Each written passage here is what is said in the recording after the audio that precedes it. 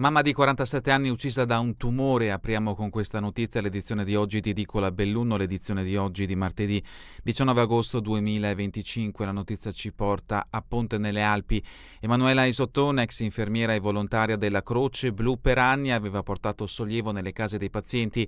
I colleghi la ricordano per le doti di umanità e professionalità. Lascia marito e figli. Era sorella della dirigente scolastica Orietta. L'articolo lo troviamo a pagina 10 del Gazzettino di Belluno. Il territorio di Ponte nelle Alpi e l'intera zona del Bellunese sono in lutto per la scomparsa di Emanuela Isottone, stimata infermiera di 47 anni che un tumore si è portata via. Professionista apprezzata, per 20 anni ha collaborato con la cooperativa Croce Blu, offrendo assistenza domiciliare a numerosi pazienti, in particolare anziani, portando nelle loro case non solo competenza ma anche un profondo senso di umanità. La notizia della sua morte, avvenuta l'altro ieri, ha colpito profondamente colleghi e pazienti che ricordano Emanuela per la sua dedizione, empatia e capacità di instaurare un rapporto umano con chiunque incontrasse nel suo lavoro. La sua presenza costante e rassicurante ha rappresentato un punto di riferimento per molte famiglie del territorio. La comunità si stringe attorno alla famiglia di Emanuela, condividendo il dolore per la perdita di una figura che ha incarnato i valori della professione infermieristica, e proprio su questi aspetti si sofferma il ricordo dei colleghi rimasti profondamente colpiti dalla notizia della scomparsa avvenuta in maniera improvvisa. Emanuela, racconta la presidente della cooperativa Claudia De Min, ha collaborato con noi sin dalla fondazione della Croce Blu, di cui è stata socia. Il suo prezioso e attento servizio si è svolto sempre in ambito domiciliare, molto professionale ed empatica. Si è dedicata in maniera molto importante al suo lavoro, non soltanto sotto il profilo tecnico ma anche con il cuore. Rimarrà un bellissimo ricordo della sua persona. L'articolo a firma di Ivonne Toscani. Da un paio di anni aveva lasciato la cooperativa per motivi di salute e per dedicarsi alla collaborazione nell'organizzazione delle attività infermieristiche con le farmacie Dolomiti, in particolare di Belluno, Mele e Trichiana. Domenica Emanuela è volata in cielo con il suo meraviglioso sorriso. Sono queste le significative parole scelte per dare il triste annuncio dai familiari: il marito Michele Menegazzi, i figli Giovanni, Alessandro e Nicolò, la mamma Evia, il papà Ernesto, la sorella Orietta, dirigente dell'istituto comprensivo di Ponte nelle Alpi in precedenza di quello di Aurunzo. Le esequie avranno luogo domani alle 15 nella chiesa parrocchiale di Polpet. Passiamo adesso alle notizie presenti sulla prima pagina del Gazzettino di Belluno. In questo caso la notizia in principale riguarda la sanità bellunese. Ospedale, estate senza aria condizionata. Risolto il problema del San Martino, i familiari dei pazienti portano ventilatori nei reparti, appello dei sindacati all'USL. C'è chi si è organizzato con un ventilatore e portato a casa, e chi invece ha dovuto addirittura comprarsi un pinguino da piazzare in camera per affrontare la lunga degenza in ospedale. Pinguino, immagino il climatizzatore. Il barometro del San Martino parla di caldo, tanto caldo, così mentre l'estate sta finendo continuano ad arrivare segnalazioni di difficoltà dovute all'afa tra i reparti. L'ultima giunge dall'ortopedia, dove un paziente avrebbe chiesto alla figlia di acquistarle almeno un piccolo condizionatore portatile per affrontare le lunghe giornate roventi. È un problema che abbiamo segnalato da tempo, spiega Lorella Vidori, coordinatrice provinciale del sindacato di categoria degli infermieri in Nursing Up. Nelle scorse settimane abbiamo inviato una comunicazione ufficiale all'azienda sanitaria e abbiamo ricevuto rassicurazioni sul fatto che saranno prese delle contromisure. L'approfondimento a pagina 3.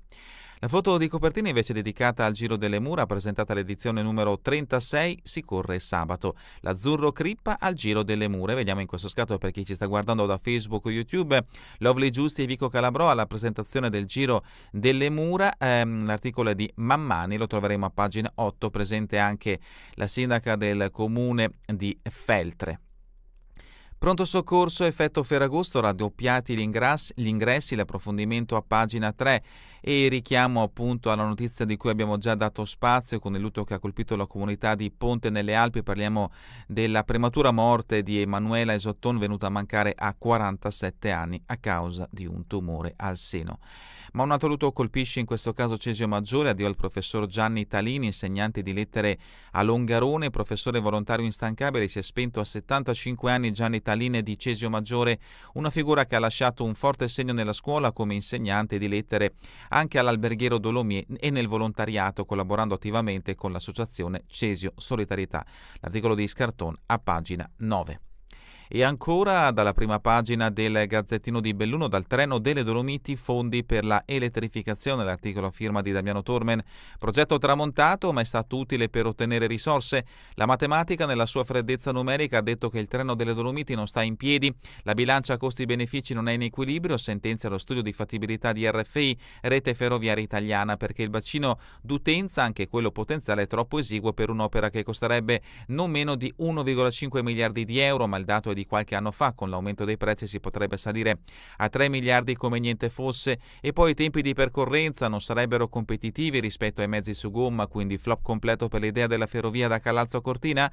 Il presidente della provincia Roberto Padrine dice di no, il treno delle Dolomiti non si farà perché i tecnici dicono che non è sostenibile e che ci sono grosse criticità realizzative a livello tecnico, ma quell'idea portata avanti con convinzione ci lascia in eredità investimenti corposi sul resto della linea ferroviaria. Il riferimento è alla elettrificazione. L'approfondimento lo troverete a pagina 2. Il bilancio ANAS Ferragosto di grande traffico, sull'Alemagna 50.000 veicoli in 3 giorni, l'articolo di Toscani a pagina 11, ancora sport, altri richiami dalla prima pagina del Gazzettino di Belluno, tante emozioni nonostante l'eliminazione che domenica per la Dolomiti, la firma di Lazzarin ci aspetta a pagina 14. Cultura, 20 anni senza Nella Giannetto, doppia iniziativa per ricordarla, l'approfondimento di Scarton a pagina 9. E per quanto riguarda l'economia, artigianato perse 343 aziende, si salvano edilizia e settore food. In sofferenza occhialeria, trasporti, serramentistica e meccanica. L'associazione di categoria a trovare giovani è sempre più difficile. L'articolo di Claudio Fontanive a pagina 5. Passiamo adesso alla prima pagina del Corriere delle Alpi. In questo caso la notizia in primo piano è un approfondimento al soccorso alpino, una montagna di soccorsi, sono 100 in più rispetto all'anno scorso, 1000 le chiamate al 118 nel weekend di Ferragosto. In Veneto nel 2025 sono stati aiutati già oltre 800 gitanti, faciloneria e inesperienza le principali cause degli incidenti sulle Dolomiti. Gli approfondimenti di Tomè e Dalanese da pagina 2 a pagina 3. Alemagna chiusa, l'espediente, targhe nascoste da chi aggira gli stop e i divieti, l'approfondimento di Micheli a pagina 17. Lazzarin non cambia nulla, mappatura NEI, interrogazione e rassicurazione, l'articolo di Currado a pagina 7. La foto di copertina ci porta in Alpago, la struttura in Cansiglio è andata completamente distrutta, il proprietario ma io non ho nemici, incendiato il chiosco del rifugio, l'ombra del dolo. Vediamo in questo scatto il gestore Siro Albana davanti a quel che resta del chiosco nel parco del rifugio Sant'Osvaldo, l'approfondimento di Dalmassa, pagina 24. Nelle cronache a pagina 15 un articolo a firma di Alessia Forzini, il sindaco e l'assessore, siamo nel capoluogo, la politica De Pellegrini e le deleghe di Roccon, sto valutando, l'assessore Roccon ha i giorni contati in giunta, resta solo da capire se sarà lui a dimettersi o se sarà il sindaco a revocargli le deleghe. Si apre un nuovo fronte, rimaniamo nel capoluogo, ma in Nevegal. Al Nevegal si litiga anche sulla nuova scuola sci, sarà un ramo di impresa di Dolomiti Ski Line. Riccardo Ravagnan di Nevegal Life ne sarà responsabile. Molin non ha voluto collaborare. L'approfondimento lo troveremo a pagina 16. E addentriamoci all'interno di questa edizione del Corriere delle Alpi per poi passare alla lettura del Gazzettino di Belluno. La prima notizia riferita al territorio bellunese la troviamo a pagina 15 e interessa la politica del capoluogo. L'articolo a firma di Alessia Forzin, Roccon scaricato, De Pellegrini rivendica il sindaco sono io, valuto la sua posizione. L'assessore non pensa di mettersi e si toglie qualche sassolino, se aveva cambiato idea sul Colle poteva dirmelo. L'assessore Franco Roccon ha i giorni contati in giunta, resta solo da capire se sarà lui a dimettersi visto quanto capitato fra sabato e domenica o se sarà il sindaco a revocargli le deleghe. La terza via, che Roccon rimanga chiudendo occhi, orecchie e buttandosi alle spalle quella sorta di commissariamento subito da due colleghi di giunta e dal sindaco stesso, perché Marco Dal Ponte e Paolo Luciani parlavano su delega del primo cittadino all'incontro sul Nevegal dell'altro ieri, appare poco percorribile. Roccon al momento non ci pensa proprio di mettersi, se deve cadere un assessore per una cosa come i parcheggi a pagamento mi viene da ridere, afferma il sindaco. Dal canto suo Annuncia che Roccon oggi è ancora un mio assessore con tutte le sue deleghe, farò le mie valutazioni e quando le avrò finite deciderò se lo farò ancora. Chi ha la buona memoria ricorderà che De Pellegrini usò le stesse parole quando si parlò per la prima volta dell'impasto di giunta, allora sulla graticola c'era l'assessore Simonetta Buttignon e si è visto come è andata a finire. Continuiamo con pagina 16, nuova scuola sci, fruizioni sul Colle, Molin non ha voluto collaborare. L'attività sarà un ramo di impresa di Dolomiti Ski Line, Ravagnane di Nevegal Life ne sarà responsabile. Forse c'è chi vuole restare ancorato a vecchi modelli, ma a noi non piacciono le sterili polemiche. Questa è la dichiarazione di Francesco De Bona. Resta aperto il nodo di come convivranno le due realtà a stagione aperta. Penso che la dichiarazione sia di Ravagnano, scusate. E l'articolo sempre di Alessia Forzin.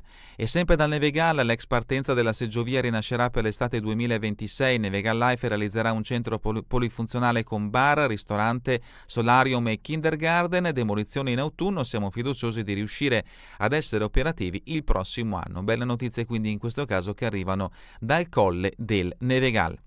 E da Nevegal passiamo in Alemagna con un approfondimento di Alessandro Michielli. Targa dell'auto oscurata per aggirare la chiusura della statale Alemagna è accaduto a Cortina dopo lo sbarramento della strada per la forte pioggia. Sacchetti della spesa, depliante e guanti usati come scudo per non prendere le multe. Vediamo appunto in questo scatto le targhe oscurate, una delle macchine che hanno coperto la targa a San Vito. Uno dei testimoni: ho atteso un'ora senza che nessuno arrivasse a darci indicazioni. La giornata sulle strade bellunesi, code di 7 km per Cortina, centri abitati invasi dai mezzi, ovviamente come conseguenza del periodo estivo e della settimana di Ferragosto. Brutta notizia invece dal mondo degli artigiani bellunesi, imprese artigiane, pagina 18 del Corriere delle Alpi. Meno 4% nel post-Covid, tengono edilizia, gelaterie ed estetica. Scarzanella, presidente di Confartigianato, addio posto fisso, i giovani cercano altro, il nostro modo può valorizzare la loro intraprendenza. Tirano edilizia e indotto, gelaterie ed estetica, ma cambia il modo di vivere il lavoro. I giovani non cercano più il posto fisso, ma impieghi che concedono loro tempo libero e autonomia. Lo dice lo studio di Confartigianato Belluno sui dati Infocamere, che evidenzia il calo del 4% delle imprese artigiane bellunesi negli ultimi 5 anni. Il mercato cambia e con esso il mondo del lavoro e le priorità dei giovani, convinzioni confermate dai dati raccolti dall'ufficio studi di Confartigianato Imprese Veneto, basati su elaborazioni Alma Laurea. Non è solo il tipo di lavoro a trasformarsi, ma anche il modo in cui i ragazzi lo immaginano. Rispetto al 2019, chi oggi esce da scuola o dall'università cerca prima di tutto più tempo per sé, un più 10%, maggiore indipendenza, un più 6,9%, e orari più flessibili, più 6,8%. Il classico posto fisso a tempo pieno non è più così desiderato, in 5 anni ha perso il 14,7% di attrattività, al contrario cresce, anche se lentamente, l'interesse per il lavoro autonomo, più 2,8%, un segnale interessante soprattutto per il nostro mondo dell'artigianato, commenta Claudia Scarzanella, presidente di Confartigianato Imprese Belluno, che da sempre valorizza l'intraprendenza e la voglia di mettersi in gioco, rivolgendo negli ultimi tempi la massima attenzione al mondo giovanile necessario per la sopravvivenza del nostro settore, anima dei nostri territori e identità del Made in Italy. Sono 580 le imprese legate al turismo, interessati 1692 addetti. La Presidente settore fondamentale per noi. Si parla ancora di sanità in questa edizione del Corriere delle Alpi, 20 ecografi per gli ospedali, investimento da 1,4 milioni di euro. Ieri la firma del commissario Dalbene che dà il via libera alle acquisizioni, i vari reparti potranno garantire prestazioni più elevate a tutti i cittadini. Passiamo a Feltre, evento sportivo storico, i grandi dell'atletica al Giro delle Mura, oltre a Crippa anche lo spagnolo Carlos Maio sarà a Feltre per testare la preparazione in vista dei mondiali di Tokyo. Nel running 7 laps al via Lorenza Denoni, reduce del bronzo agli europei under 20. Associazione Reticus, il cielo d'agosto stasera all'osservatorio di Arson, l'appuntamento è alle ore 11. Notizia invece per chi frequenta il centro storico di Feltre, ascensori chiusi in attesa dei ricambi, ennesima chiusura per gli ascensori che collegano Campo Giorgio al centro storico, un vero e proprio calvario per l'impianto che dovrebbe agevolare il via vai tra Cittadella e parte nuova della città. E rimaniamo a Feltre, parliamo di cultura, custode anima del centro studi Buzzati. Feltre ricorda la figura di Nella Giannetto. Il 28 agosto previste un'esposizione dei volumi al Polo Bibliotecario e una conferenza a 20 anni dalla scomparsa. L'articolo è di Laura Milano, vediamo in questo scatto Marco Perale, Patrizia Dalla Rosa, Viviana Fusaro e Flavia Colle, rispettivamente presidente e direttrice dell'Associazione Internazionale Dino Buzzati, sindaca del Comune di Feltre, assessore alla cultura. Ancora da Feltre, proventi dalla raccolta funghi usati per le manutenzioni. Unione Montana Feltrina, questa la comunicazione. Passiamo adesso invece al mondo del volontariato che interessa sempre il feltrino. Siamo a pagina 22 del Corriere delle Alpi, Gratta e Vinci digitale, premi in palio per chi dona il sangue. Il concorso è stato sostenuto da numerose realtà locali, un'iniziativa unica nel suo genere a livello nazionale. Tutto questo grazie al gruppo giovani dei donatori di Feltre. Ancora dal Feltrino Lamon, festa del fagiolo, ricco programma tra cibo e cultura, 34esima edizione dal 19 al 21 settembre, sabato 20 comincerà la vendita del prodotto. Dal Feltrino alla Valbelluna, Sedico, articolo di Alessia Forzin, basta vandalismi in paese, telecamere nei luoghi sensibili, l'ultimo episodio alla piastra da basket dove è stato manomesso il quadro luci, Roldo, il sindaco, mi appello anche ai cittadini, informateci se sapete o vedete qualcosa. L'annuncio, Monsignor Papa, nuovo vicario della diocesi di Vittorio Veneto, notizia che interessa anche le comunità di Borgo Valbelluna, Sospirolo in tribuna al campo di Gron, i sedili smontati a Feltre. E ancora Borgo Valbelluna, camminate assaggi con Safe Walking, ultimi appuntamenti. Il concorso Miss Sorriso Veneto incoronata a Limana e parliamo di chi? Di Marianna Manna, che appunto è stata premiata a Limana in occasione della sagra paesana. Siamo in Cansiglio, chiosco distrutto dal fuoco, area messa sotto sequestro, pompieri e carabinieri indagano sul rogo del parco del rifugio Sant'Osvaldo, il sindaco gravissimo, se fosse doloso, il gestore mai ricevute minacce. Vediamo appunto il chiosco completamente distrutto presente nella località di Sant'Osvaldo. E adesso invece spostiamoci con pagina 25 in Agordino, appello per il futuro del Mas de Sabe, va riparato ma senza cambiarne l'uso. L'architetto Luciano Clauto invita a riflettere sullo storico Tabia Zoldano, è un monumento alla cultura della valle ed eccolo qua il Mas de Sabe, storico Tabia Zoldano, al centro da anni di un progetto di recupero e speriamo che ben presto venga recuperato. La protesta partita dal Civetta, il turismo in montagna a livello nazionale manca una normativa. Il turismo dell'Axi in elicottero cresce senza un regolamento valido per tutto il paese. Austria, Slovenia e Germania hanno regole precise. E adesso siamo a Cortina, Chalet Franz Kraller, Club Morizzino, ecco come sarà il locale Aria dei Sacco.